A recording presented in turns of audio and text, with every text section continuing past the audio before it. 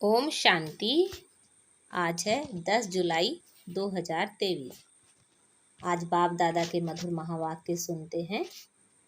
मीठे बच्चे, बाप का राइट हैंड बन, सर्विस का शौक रख, श्रीमत पर पूरा पूरा अटेंशन दो। अखबारों में कोई सर्विस की बात निकले तो उसे पढ़कर सर्विस में लग जाओ। आज की मुरली में प्रश्न है, बाप का नाम तुम बच्चे कब बाला कर सकेंगे? उत्तर, जब तुम्हारी चलन बड़ी रॉयल और गंभीर होगी। तुम शक्तियों की चाल ऐसी चाहिए जैसे डेल मोरनी। तुम्हारे मुख से सदैव रत्न निकलने चाहिए, पत्थर नहीं। पत्थर निकालने वाले नाम बदनाम करते हैं, फिर उनका पद भी भ्रष्ट हो जाता है। बाप का बनकर कोई भी विकर्म ना हो, इस बात का पूरा पूरा ध्यान रखना है। आज की मुरली में गीत बजा है, छोड़ भी दे आकाश सिंहासन। ओम शांति। बच्चों ने गीत सुना, याद करते हैं। हे परमपिता परमात्मा, निराकार रूप बदलकर साकार में आ जाओ। वह क्या रूप बदलेगा? ऐसे तो नहीं कहेंगे कि कच्छ मच्छ का रूप बनकर आओ। नहीं, यह है पाप आत्माओं की दुनिया। पुकारते हैं पावन बनाने के लिए। अगर सर्वव्यापी है तो फिर किसको पुकारते हैं? अब यह गीत तो रेडियो में भी बजते हैं, परंतु कोई भी समझते नहीं। अब तुम बच्चियां तो अखबार आदि पढ़ती नहीं हो। भल पढ़ी लिखी हैं, परंतु अखबार पढ़ने का शौक नहीं है। बाकी रहे गोप, उनमें भी कोई कोई तो सर्विस का शौक रखते हैं कि किस रीत अखबार से सर्विस का रास्ता निकालें। ब्राह्मण कुलभूषण हैं तो बहुत, परंतु उनमें भी कोटों में कोई निकलते हैं जो अखबार में देख देख फौरन सर्विस करने में लग पड़ते हैं।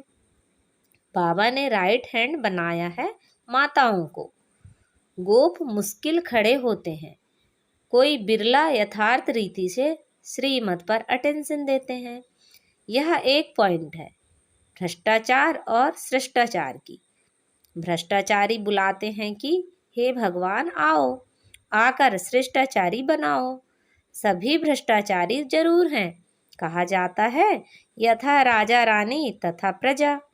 यथा राजा रानी माना गवर्नमेंट तथा प्रजा माना रैयत। तो बच्चों को समझाया गया है कि भारत सदा शिष्टाचारी था, स्वर्ग था। स्वर्ग में भी अगर भ्रष्टाचारी हो तो उनको स्वर्ग कैसे कहा जाए? स्वर्ग की स्थापना जरूर बाप ही करते होंगे, जिसको ही याद करते हैं।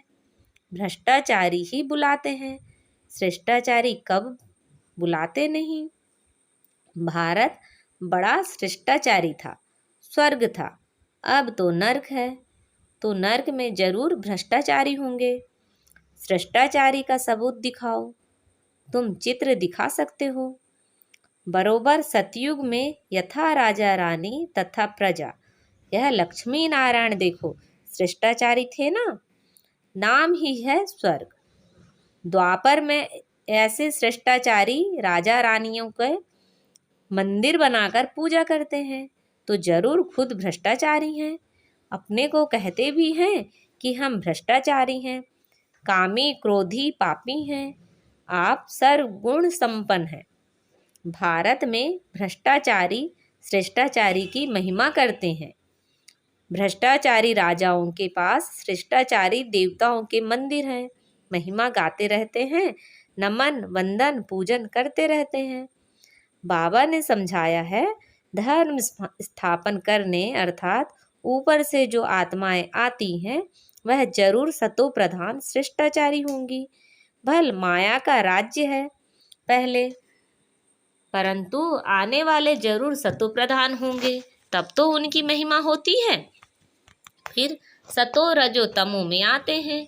देवताएं भी शिष्टाचारी थे। हरेक को सतो रजो तमो में आना ही है, भ्रष्टाचारी बनना ही है।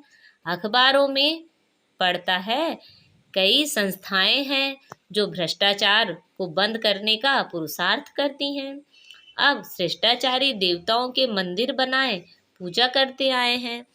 आप ही पूज्य शिष्टाचारी थे, फिर आप ही पूज्य भ्रष्टाचारी, फिर पूज्य देवी देवताओं की बैठ पूजा करते हैं। अभी तुम लिख सकते हो कि यथा राजा रानी तथा प्रजा। सतयुग में शिष्टाचारी थे, वॉइसलेस वर्ल्ड थी। बाद में फिर कलाएं कम होती है, भारत को नीचे आना ही है। यह खेल ही भारत पर है। आधा कल्प भारत शिष्टाचारी था, सदा एकरस भी नहीं रहते। 16 कला से 14 कला में तो आना ही है। धीरे धीरे कलाएं कम होती जाती है, तमो प्रधान बन पड़ते हैं।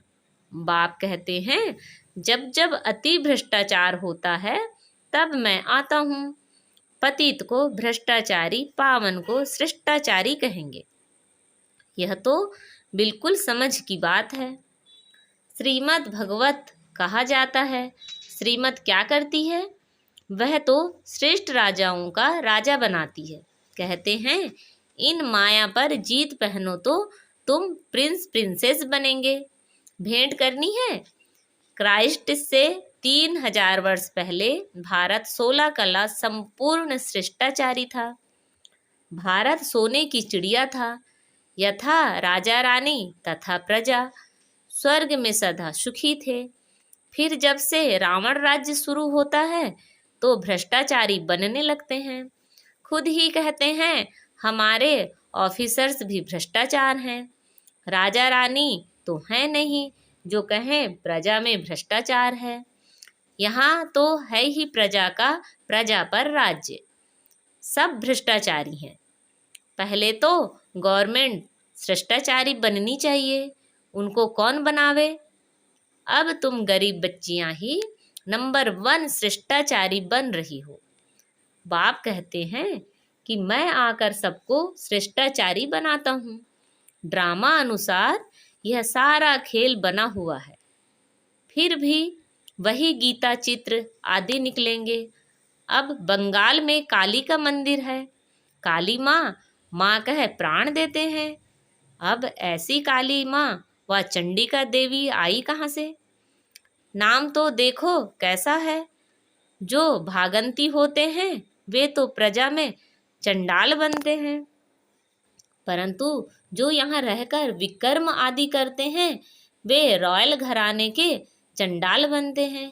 फिर भी पिछाड़ी में उनको ताज पतलून मिल जाती है, क्योंकि यहाँ गोद तो लेते हैं ना, इसलिए चंडिका देवी की पूजा होती है। ज्ञान तो बहुत गूढ़ है, परंतु कोई धारण करे।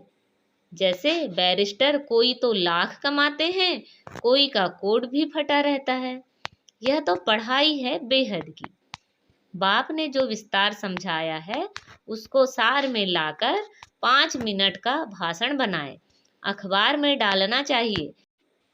यह भी पूछना चाहिए कि भला हिंदू धर्म किसने स्थापन किया? तो बता नहीं सकेंगे, कुछ नहीं जानते। तुम शक्तियों की चलन ऐसी गंभीर होनी चाहिए जैसे डेल मोरनी चलती है। मुख से रत्न निकलते रहें, पत्थर नहीं। वह तो पत्थर मारेंगे, तुम कभी पत्थर नहीं मारो। नाम बदनाम ना करो।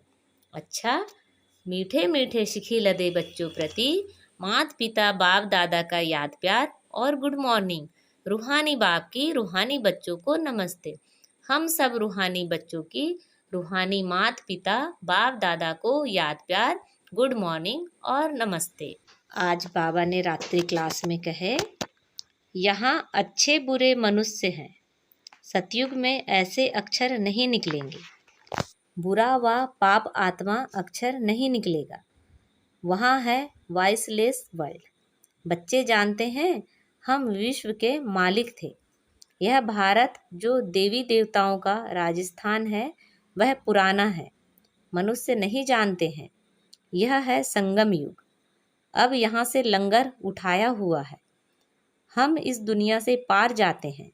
खिवैया है ना, नैया को पार ले जाते हैं।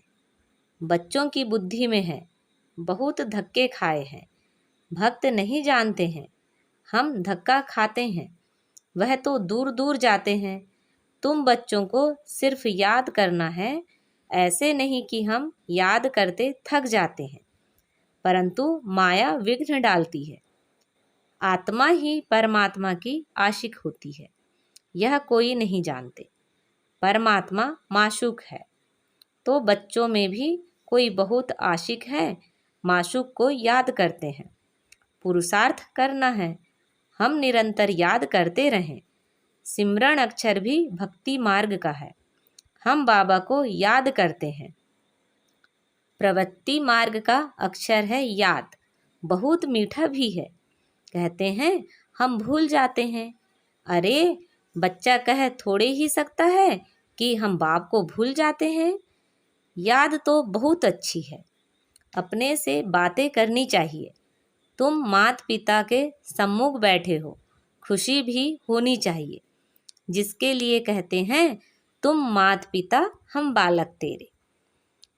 बरोबर हम वर्षा पा रहे हैं, याद की ही मेहनत है। तुम्हारी बहुत आमदनी है, बहुत बड़ी प्राप्ति है, सिर्फ चुप रहकर याद करना है। अच्छा, तुम ब्राह्मण बच्चों बिगर किसको भी यह पता नहीं है कि संगम युग कब होता है। इस कल्प के संगम युग की महिमा बहुत है। बाप आकर राजयोग सिखलाते हैं। सतयुग के लिए जो जरूर संगम युग में ही आएगा।